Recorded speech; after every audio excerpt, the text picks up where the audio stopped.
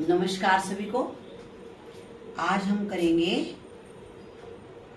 नाभि जो हमारी है वो खिसक जाती है ऊपर या नीचे, तो उससे क्या होता है, कई बार कब्ज हो जाती है, कई बार दस्त लग जाते हैं और दर्द शुरू हो जाता है। मतलब ना केवल पेट में बल्कि पैरों में, टांगों में, मतलब पूरा शरीर अस्त व्यस्त सा हो जाता है। तो इसके लिए हम कुछ आसन बता रहे हैं आपको। आसन लगभग 8 से 10 हैं ये। आपको क्या करना है, मतलब अगर मान लो आपको कोई आसन इनमें मुश्किल लगे तो आप उसको स्किप कर सकते हैं, दूसरे का टाइम बढ़ा सकते हैं। मतलब जैसे मान लो मैं आपको बोलूं कि 3 टाइम्स एवरी एक्सरसाइज, तो उसको आप किसी को स्किप करेंगे तो दूसरे को 6 टाइम्स कर लेंगे। सबसे पहले उत्तान पाद। एक मिनट। सबसे पहले आप सीधे लेटेंगे, हाथों को पीछे की तरफ खींचेंगे और पैरों को आगे की तरफ। ये तो हमारी स्टार्टिंग है एक किस्म से, यूं लगा लो ये हम लेट कर ताड़ासन जैसा कुछ कर रहे हैं। ठीक है, वापस आ जाएंगे। सबसे पहले हम करेंगे उत्तान पाद आसन। सांस भरते हुए धीरे धीरे हमें 30 डिग्री तक उठाना है। थोड़ी देर रुकना है, सांस छोड़ते हुए वापस आ जाना है। ये क्रिया हमें 3 बार करनी है, लेकिन अगर आप फर्स्ट डे ऐसा आपको महसूस होता है कि आज तो हम एक बार ही कर सकते हैं, तो आप ये भी कर सकते हैं कि पहले दिन 1 बार कर लो, दूसरे दिन 2 बार कर लो और तीसरे दिन 3 बार कर लो। अगर किसी की नाभि की समस्या नई है तो वो तो 2-3 दिन में ठीक हो जाएगी, लेकिन अगर बार बार नाभि अस्त व्यस्त हो रही है और खासकर अगर आप इस पेट को मसलवा के भी आए हुए हैं कहीं पे, फिर आपको 2-3 महीने करना चाहिए। इससे आपकी एकदम ठीक हो जाएगी। और बिल्कुल ये ध्यान रखने योग्य बात है कि हमें उठवानी ही नहीं है किसी से, नाभि को ठीक करवाने हमें किसी के पास जाना ही नहीं है, अपने आप करना है। दूसरा है उत्तान पाद आसन।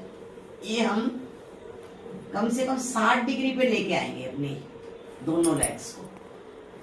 सांस भरते हुए ऊपर उठाएंगे, कुछ देर होल्ड करेंगे और सांस छोड़ते हुए वापस। आप देखेंगे पूरा पेट खींच रहा है। अब उत्तान पाद आसन का ही तीसरा अभ्यास है अर्ध हलासन। 90 डिग्री पर पैरों को आप 90 डिग्री पर लेकर जाएंगे।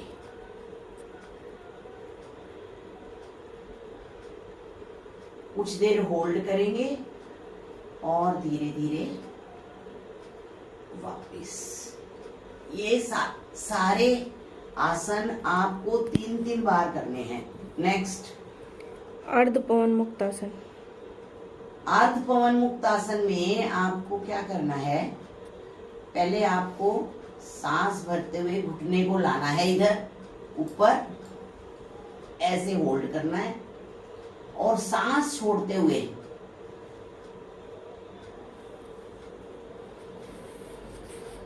घुटने से नाक लगाने की कोशिश करनी है और सांस भरते हुए फिर से वापस जाना है। अब दूसरे पैर से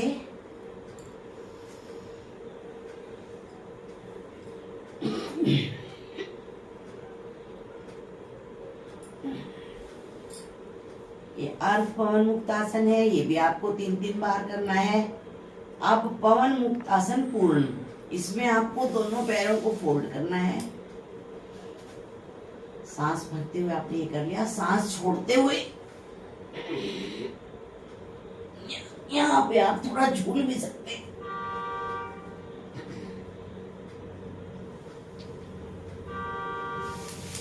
वापिस मरकट आसन।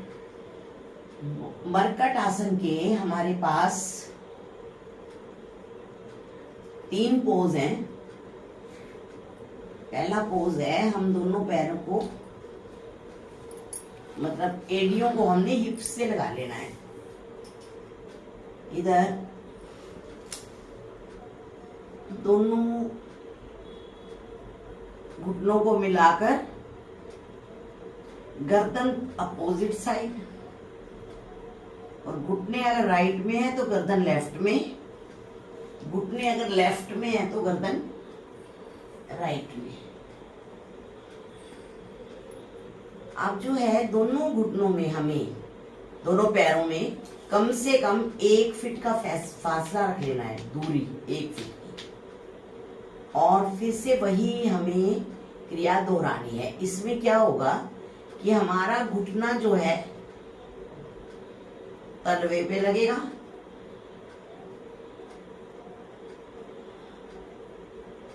दूसरी तरफ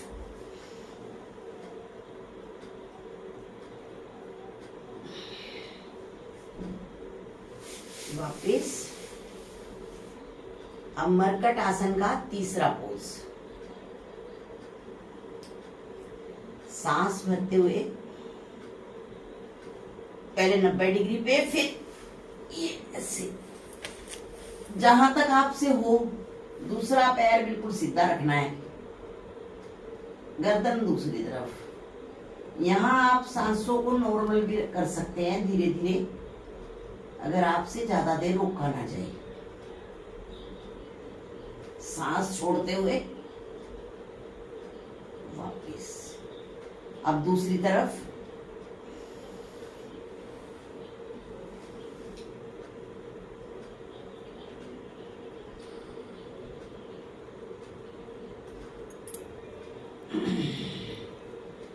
ये जो मैं आसन आपको बता रही हूं, ये लगभग सभी आसन कमर दर्द में भी काम आते हैं।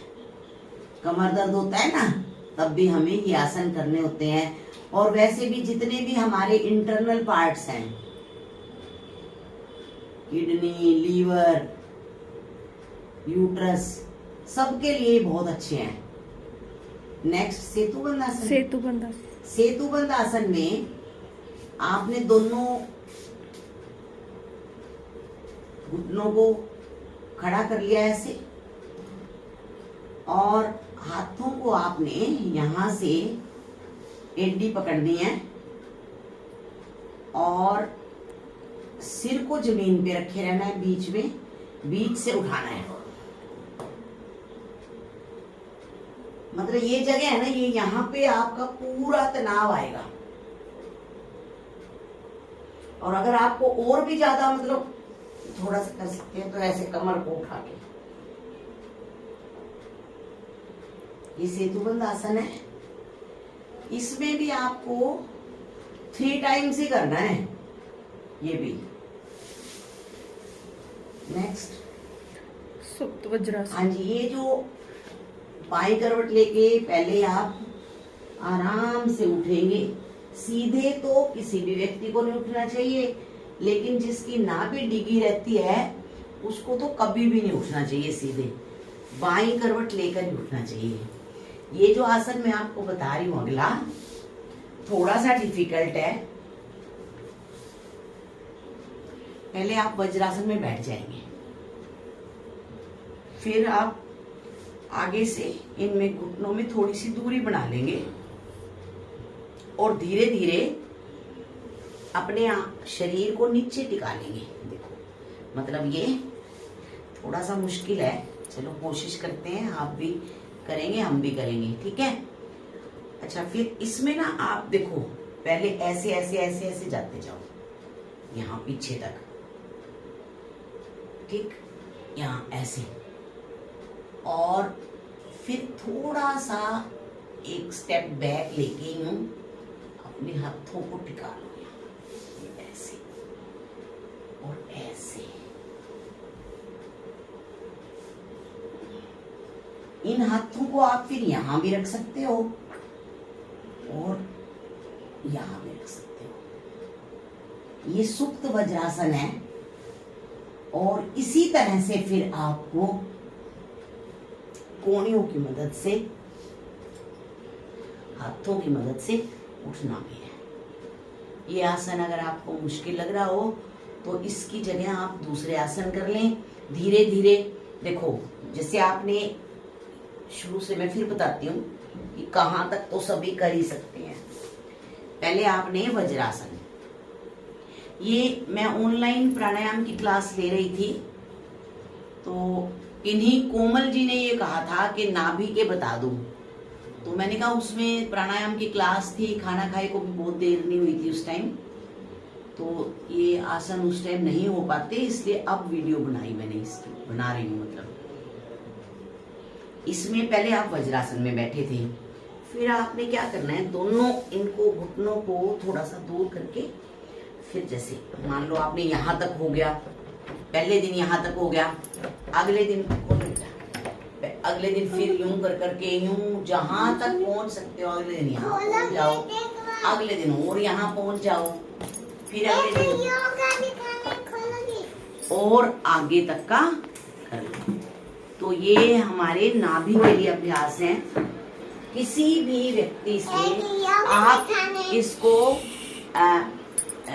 बना लो बेटा वीडियो, थोड़ी देर है।